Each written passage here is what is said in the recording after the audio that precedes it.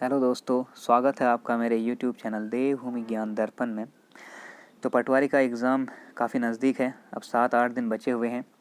और forest guard के exam के लिए तो आपको टाइम मिल ही रहा है, लगभग 1.5 महीने का टाइम मिल रहा है। बहुत ज़्यादा तो नहीं है, लेकिन फिर भी कम से कम इतना है कि तसल्ली मिल सकती है कि हाँ भैया, अगर सही रणनीति अपनाई जाए तो आपका जो है ठीक स्कोर हो सकता है। तो देखिए, ऐसे टाइम पे जब पेपर नज़दीक हो तो सबसे ज़्यादा दुविधा यही रहती है मन में कि यार कैसे तैयार किया जाए, क्या पढ़ा जाए। बहुत सारे स्टूडेंट तो होपलेस हो जाते हैं कि हमने पढ़ तो इतना सारा दिया, अब याद तो कुछ आ ही नहीं रहा है। और क्वेश्चन आंसर लगाएंगे, कोई एमसीक्यू बना रहे हैं तो उसमें भी अच्छा स्कोर नहीं हो रहा है, तो बहुत ज़्यादा डिमोरलाइज भी हो जाते हैं, परेशान हो जाते हैं, डर में आ जाते हैं। अब इस दौरान सबसे जो ज़रूरी चीज़ है यूकेपीएससी एग्ज़ाम्स के लिए, वो है परीक्षावाणी तैयार करना। और बहुत से स्टूडेंट्स के डाउट हैं, बहुत सारे स्टूडेंट काफ़ी समय से पूछ रहे हैं कि परीक्षावाणी कैसे तैयार की जाए, कैसे हम बहुत अच्छा स्कोर कर सकते हैं, कैसे हम 35+ जाएँ उत्तराखंड में। तो मैं आप लोगों को बताना चाहता हूँ, आज की वीडियो के माध्यम से हम यही डिस्कस करने वाले हैं कि परीक्षावाणी में किस तरीके से हम लोग उसको तैयार कर सकते हैं। परीक्षावाणी में ऐसा क्या पढ़ा जाए और किस प्रकार से पढ़ा जाए कि एग्ज़ाम में केवल परीक्षावाणी पढ़ के भी 35+ स्कोर हो जाए, या फिर 35 के आसपास का स्कोर तो हो जाए। ठीक है, तो यही आज की वीडियो में हम लोग बात करने वाले हैं। तो देखिए, सबसे पहले तो हम लोग देखते हैं कि जो परीक्षावाणी है, इसको लेकर बहुत से स्टूडेंट के मन में ये धारणा बनी हुई है और बहुत अच्छे से चिपकी हुई है कि यार परीक्षावाणी से तो आता ही नहीं है, परीक्षावाणी से देना आयोग ने छोड़ दिया। तो मैं बता दूं कि इस गलतफहमी से बाहर निकलो। अगर आप लोगों ने एग्ज़ाम दिए हैं तो आप लोग एक बार गहनता से परीक्षावाणी को पढ़ो और उसके बाद यूकेपीएससी के जो उत्तराखंड से पूछे गए क्वेश्चन हैं उन्हें मिलाओ। आप लोग देखेंगे कि 35+ क्या उससे ज़्यादा क्वेश्चन भी आपको परीक्षावाणी से मिल जाएंगे, बशर्ते आपको पता हो कि भाई परीक्षावाणी में दिया क्या क्या है और कहाँ कहाँ दिया है। क्योंकि हम तो सरसरी निगाह से पढ़ लेते हैं, बहुत से स्टूडेंट ऐसे होते हैं कि उनके लिए तो बहुत ज़्यादा बर्डन है परीक्षावाणी, हाथ जोड़ देते हैं कि यार बस 4 चैप्टर 5 चैप्टर ढंग से पढ़ लिए तो उन्हें अब नहीं होता है, छोड़ो। और बहुत से स्टूडेंट ऐसे हैं जस्ट ऐसे मर तर के जो है 20-22 चैप्टर पढ़ लिए तो उसके बाद लगता है कि जान छूटी, लेकिन ऐसे नहीं होता। परीक्षावाणी को तो आपने बार बार, जितनी बार कर सकते हैं उतनी बार तैयार करना पड़ेगा, उतनी बार पढ़ना पड़ेगा, तभी आपके कंठस्थ होती है परीक्षावाणी, अच्छे से तैयार होती है और तब जाके आप लोग बहुत अच्छा स्कोर भी इसमें कर सकते हैं। तो सबसे पहले हम लोग यही देखेंगे कि परीक्षावाणी के कितने भाग हैं और आप लोग कैसे इसे छोटे छोटे पार्ट में डिवाइड करके सही तरीके से एक सही रणनीति बनाकर पढ़ सकते हैं, कम समय में तैयार कर सकते हैं। 10 से 15 दिन में बहुत अच्छे से बिल्कुल बिना बोर हुए तैयार कर पाएंगे। और उसके बाद आप लोग इसी परीक्षावाणी से, सिर्फ एक परीक्षावाणी पढ़ के 35 के आसपास स्कोर कर सकते हैं उत्तराखंड में। तो चलिए बात करते हैं। सबसे पहले हम देखेंगे कि परीक्षावाणी जो है इसके कितने पार्ट हैं।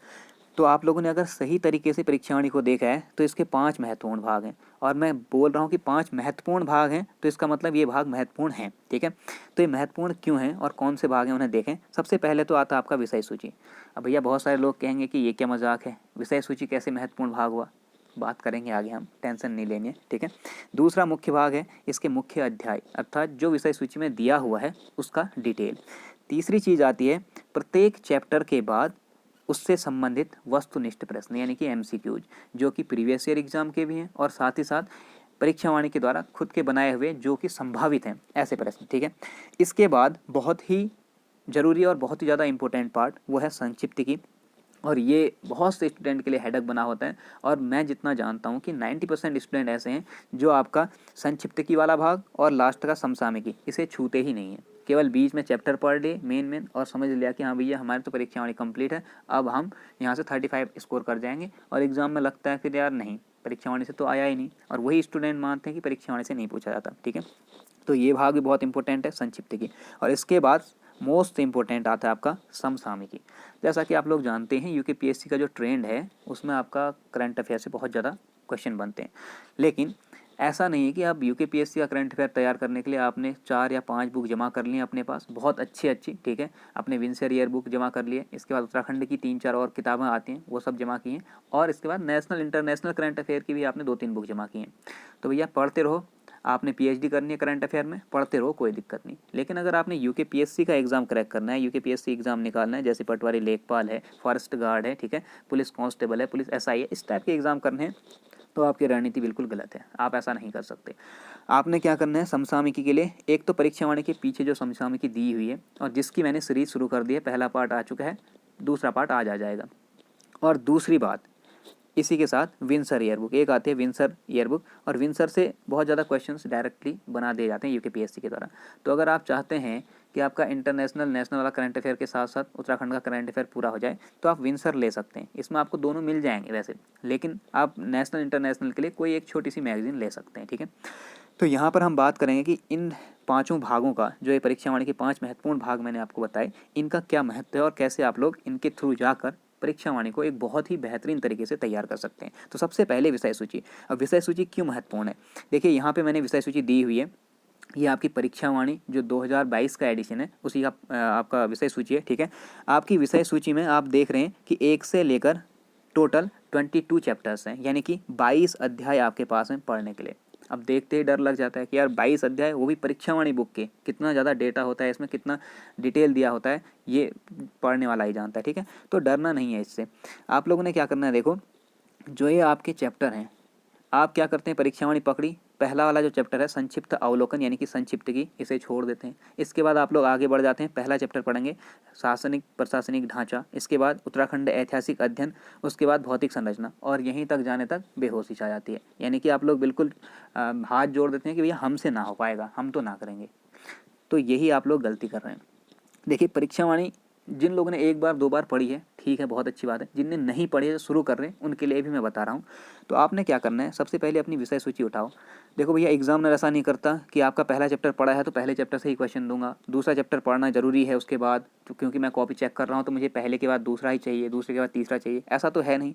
तो आप लोगों ने करना क्या है, जो आपके पास 22 चैप्टर्स दिए हुए हैं, जिनको मैं जूम करके दिखा रहा हूँ आपको, ये जो आपको 22 चैप्टर दिए हुए हैं, इसमें आप लोगों ने, ऐसा ज़रूरी नहीं है कि क्रमवार आप इन सबको पढ़ें।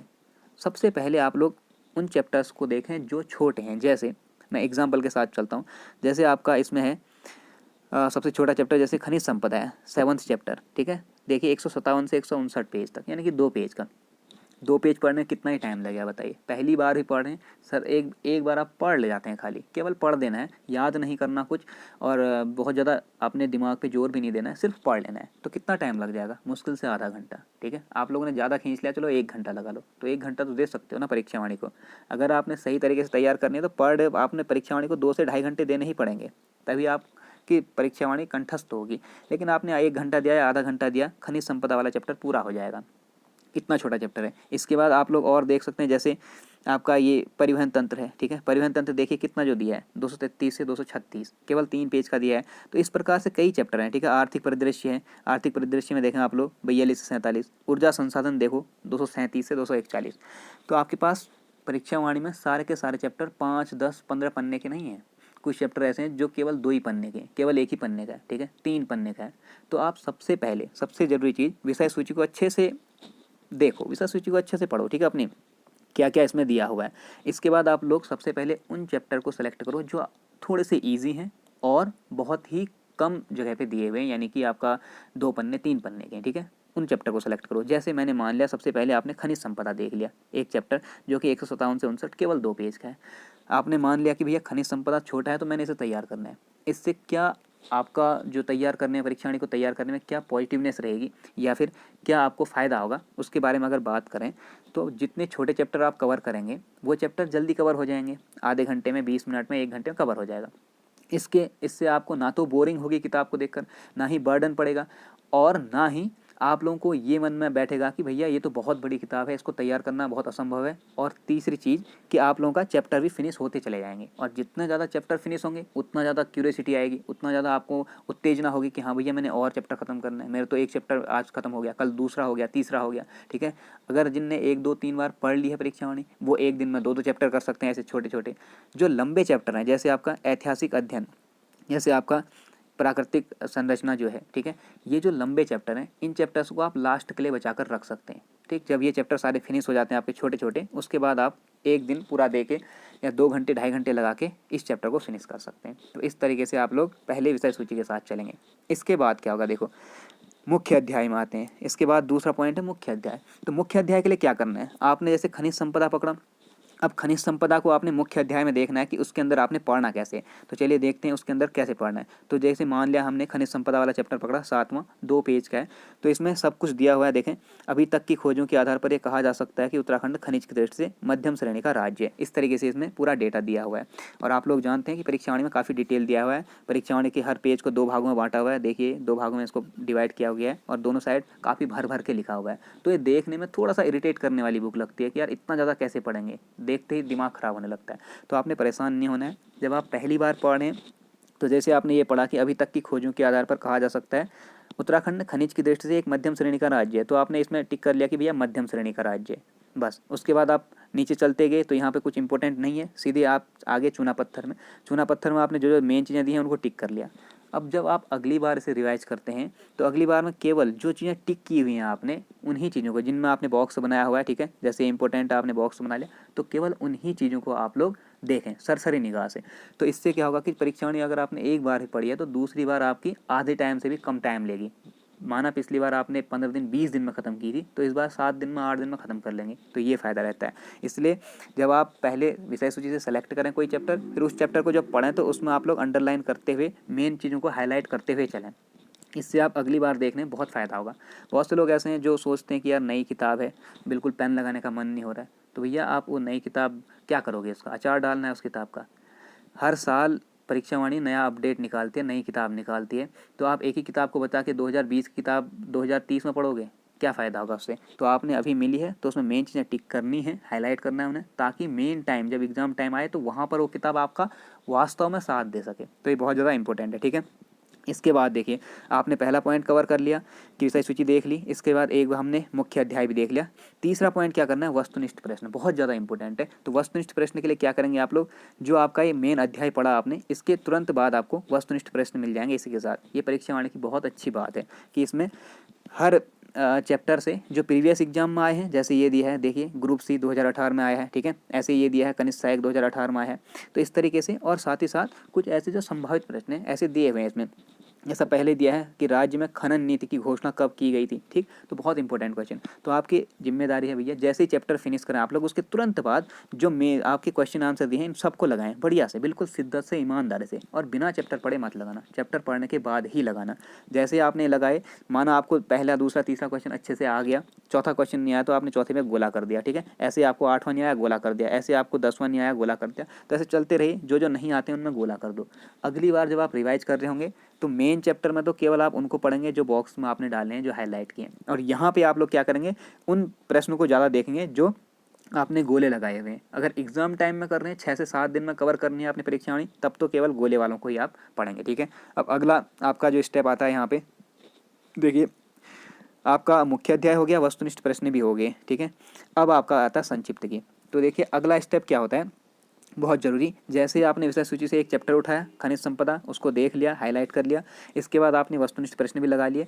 तो अब रिस्पॉन्सिबिलिटी है, अगर आप बिल्कुल संपूर्णता देना चाह रहे हैं परीक्षावाणी को, तो आपकी रिस्पॉन्सिबिलिटी है कि भैया आप संक्षिप्त की जरूर कवर करेंगे, भले कुछ हो जाए, भले टाइम थोड़ा सा एक्स्ट्रा लग जाए, लेकिन उसी चैप्टर की संक्षिप्त की उसी के साथ। बहुत से स्टूडेंट क्या करते हैं, बहुत ही कमाल की ट्रिक उनकी देखी हुई है मैंने, कि पहले परीक्षावाणी बुक को पढ़ेंगे, जैसे तैसे मर मरा के पढ़ रहे हैं, लगे पढ़े हैं, घिस रहे हैं, ठीक है, पढ़ रहे हैं। उसके बाद परीक्षावाणी के जब 7 8 10 चैप्टर खत्म हो जा रहे हैं उनके, या 20 चैप्टर जो भी हैं, जितना उनका टारगेट खत्म हुआ बड़ी मुश्किल से 2 महीना 2.5 महीना लगा के, उसके बाद क्या करेंगे, यार अब एक चैप्टर बचा है संक्षिप्त की, बहुत ही लंबा है, जैसा कि आपने पहले देखा होगा, पेज नंबर 1 से 85 तक इसमें दिया हुआ है, इतना लंबा है, अब इसे करूँगा 1 महीना लगा के, 10 दिन 15 दिन लगा के। तो भैया आप जब एक साथ सारे चैप्टर की संक्षिप्त की पढ़ रहे हो तो आप लोगों को कैसे उतनी सारी चीज़ें रिकॉल होंगी, कैसे बहुत अच्छे चिपकेगी दिमाग में डेटा। तो जब आप किसी भी संक्षिप्त की को उसके मेन चैप्टर के साथ पढ़ते हैं, तब ये सबसे ज़्यादा फायदा आपको देगी। इसीलिए वही काम यहाँ भी करना है। जैसे ही आपने मेन चैप्टर खत्म किया खनिज संक्षिप्त की वाला, फिर दूसरे स्टेप में उसके वस्तुनिष्ठ प्रश्न लगाए, तीसरे स्टेप में आप तुरंत बाद उसी दिन या फिर उसके अगले दिन जब भी टाइम मिल रहा है उसकी खनिज संक्षिप्त की लगाएंगे, यानी कि उसकी जो संक्षिप्त की है उससे रिलेटेड उसे लगाएंगे। तो जैसे इसमें लिखा है राज्य में चूना पत्थर मिलता है कहाँ, देहरादून पिथौरागढ़, आपने उसमें पढ़ा होगा, आप जानते हैं इतना ज़्यादा इंपॉर्टेंट नहीं है, क्योंकि ये तो सब हमें पता ही है कि इस जिले में मिलता है, लगभग कोई फिक्स जिला है नहीं। आप लोगों ने इसमें देख लिया कि कोई ज़रूरी चीज़ जैसे संगमरमर के पर्याप्त भंडार है मसूरी के पास, आपने इसे गोला कर लिया। तो इसमें जो जो मेन चीज़ें हैं, ठीक है, राज्य मैग्नेसाइट कहाँ मिलता है, इसके लिए 2 आपके मेन जगह हैं, बागेश्वर है, पिथौरागढ़ है, ठीक है। चमोलिया, ये जगह हैं। तो आपने इनको क्या कर लिया, हाईलाइट कर लिया, जो जो मेन लग रहे हैं आपको, जो इंपॉर्टेंट है, अर्थात जो आपका मेन चैप्टर में पढ़े आपने और याद नहीं है, एक तो वो, और दूसरा जो मेन चैप्टर में, इस खनिज वाले मेन चैप्टर में नहीं दिए थे, क्योंकि संक्षिप्त में बहुत से नए पॉइंट कवर करेगा वो, परीक्षावाणी करता ही है हमेशा, ठीक है। तो आप लोगों ने जो मेन चैप्टर में नहीं दिए थे उनको हाईलाइट कर लेना है, या उनको टिक मार्क कर लेना है, उनको गोला कर लेना, कैसे भी रख लें। अब आपका एक चैप्टर संपूर्ण हुआ, पूरा कवर हो गया, ठीक है। लेकिन अभी परीक्षावाणी की संपूर्णता नहीं हुई है, केवल चैप्टर कवर हुआ। अब जब आप नेक्स्ट टाइम उसे पढ़ेंगे तो पहले सबसे पहले आप चैप्टर में हाईलाइटेड चीज़ें पढ़ें, तुरंत 10 मिनट 15 मिनट लगेगा ज़्यादा से ज़्यादा। उसके तुरंत बाद आप उसके वस्तुनिष्ठ लगाएं, केवल उन प्रश्नों को लगाएं जिनको गोला किया है, तो मुश्किल से 5 मिनट। उसके बाद आप खनिज संक्षिप्ति में जाएँ और उन लोगों को लगाएं जो आपने टिक किए हैं, यहाँ भी 5 मिनट। तो आपका 1 घंटे में पूरा चैप्टर बिल्कुल संपूर्णता के साथ हो जाता है, ठीक है। अब आपका बचता है लास्ट समसामयिकी। देखिए बहुत से लोगों को पता ही नहीं है, बहुत से स्टूडेंट को पता ही नहीं है कि यार करंट अफेयर के लिए हम इधर उधर भटक रहे हैं, विंसर ईयर बुक खरीद रहे हैं, ठीक है, न जाने कितनी बुकें खरीद रहे हैं, कितनी वीडियोस देख रहे हैं, इधर उधर छान रहे हैं। अरे जो आपके पास परीक्षावाणी की बुक है उसमें एक अलग से चैप्टर ही बनाया हुआ है समसामयिकी करके, ठीक है। लास्ट चैप्टर होता है, अध्याय 22 है इसमें, जो नई बुक है आपकी, जो लेटेस्ट है 2022 वाली, तो उसमें 22वां चैप्टर है समसामयिकी। अरे भाई आपको इधर उधर भटकने की आवश्यकता ही नहीं है, इसमें इतना ज़्यादा करंट अफेयर दिया हुआ है कि आपका पूरा 2022, 2021, 2020 तक का मिल जाएगा आपको, अगर आप लास्ट तक पढ़ते हैं। और मुश्किल से कितना होगा, 30 से 35 पेज का इसमें दिया होगा, या उससे भी कम ही दिया होगा। तो आप लोगों को इधर उधर क्यों भटकना है, आप लोग इसको अच्छे से पढ़ते हैं 3-4 बार, तो आपके जो 5 क्वेश्चन करंट अफेयर के आएंगे उत्तराखंड के एग्ज़ाम में, यूकेपीएससी में, उसमें से आपके कम से कम 4 क्वेश्चन यहाँ से बन जाएंगे। तो आपने इधर उधर क्यों भटकना है, इतना ज़्यादा क्यों परेशान होना है, तो परेशान होने की आवश्यकता ही नहीं। अगर फिर भी आप लोगों को लग रहा है कि यार हम यहाँ से नहीं कर पाएंगे, पता नहीं क्या क्या पढ़ना है इसमें से, ये तो बहुत ज़्यादा डेटा दिख रहा है, तो मैं आप लोगों के लिए सीरीज़ लेकर आया हूँ। मैंने सीरीज़ शुरू कर दी है, उसका पहला पार्ट आपको अपलोड किया जा चुका है, जिसमें हम लोगों ने राज्य स्थापना दिवस के दिन हुई घोषणाओं को लेकर उत्तराखंड गौरव पुरस्कार और एक गंगोत्री यमुनोत्री केदारनाथ में जो इस बार पर्यटक आए, फूलों की घाटी में आए, इसको हम कवर कर चुके हैं। अगर आपने वीडियो नहीं देखी है तो प्लेलिस्ट में जाएँ और उत्तराखंड करंट अफेयर करके प्लेलिस्ट बनी हुई है, उसमें आप लोग वीडियो को देख सकते हैं। तो इस तरीके से जब आप समसामयिकी भी लेके चलते हैं, ये आपका पर डे का होना चाहिए कि एक चैप्टर पढ़ा, उसके बाद उसके वस्तुनिष्ठ लगाए, फिर उसकी संक्षिप्त की पढ़ी, और उसके बाद समसामयिकी का 1 टॉपिक, 2 टॉपिक, 3 टॉपिक, जितना हो सकता है उतना आपने कवर किया। इसके बाद आप लोग कह सकते हैं कि आप सही तरीके से परीक्षावाणी को तैयार कर रहे हैं, या फिर आप लोग संपूर्णता के साथ परीक्षावाणी पढ़ रहे हैं। और इस प्रकार की गई परीक्षावाणी को जब आप 2-3 बार ख़त्म कर लेते हैं, तो मैं गारंटी के साथ कह सकता हूँ कि आप लोग यहाँ से 35 के आसपास आराम से स्कोर कर जाएंगे। तब आपको लगेगा कि हाँ भैया, परीक्षावाणी से बाहर तो आ ही नहीं रहा है, हमें तो और बुकें देखने की आवश्यकता ही नहीं है। तो यहाँ से आपका बन जाएगा लगभग 35, या फिर नहीं भी बनेगा तो 32 के आसपास हो, तब भी आप लोग आराम से जाएंगे। बाकी 3 से 4 क्वेश्चन आपके बनते हैं हिस्ट्री वाले पोर्शन से। तो हिस्ट्री के लिए आप लोग जानते हैं अजय राव जी की बुक है, तो वहाँ से तैयार कर सकते हैं, ठीक है, वो सबसे बेस्ट बुक है और उससे डायरेक्ट देता है आयोग, तो यहाँ से कवर कर सकते हैं। बाकी करंट अफेयर और जो स्टैटिक डेटा है वो यहीं से आपको मिल जा रहा है परीक्षावाणी से। तो ये है आपका परीक्षावाणी तैयार करने का सही तरीका, और परीक्षावाणी को कैसे आप लोग लंबे समय तक याद रख सकते हैं, और जब आप रिवीजन मोड पे आते हैं तो कम समय पर इसे रिवाइज किया जा सकता है। तो आज की वीडियो में बस यही आपका मेन था कि परीक्षावाणी को तैयार करने का तरीका बताना। आई होप कि आप लोगों को वीडियो ठीक लगा होगा, फ़ायदेमंद भी लगेगा, और आप लोगों ने अगर ऐसे तरीके से आप लोग पढ़ते हैं तो ठीक है, नहीं पढ़ते हैं तो एक बार ज़रूर ट्राई करें, फ़ायदा होगा तो आप लोग कमेंट करके ज़रूर बताएं। तो आज की वीडियो में इतना ही, मिलते हैं नेक्स्ट वीडियो में एक और बेहतरीन सेक्शन के साथ। तब तक आप लोग अपना ध्यान रखें, अच्छे से पढ़ाई करें। Thank you.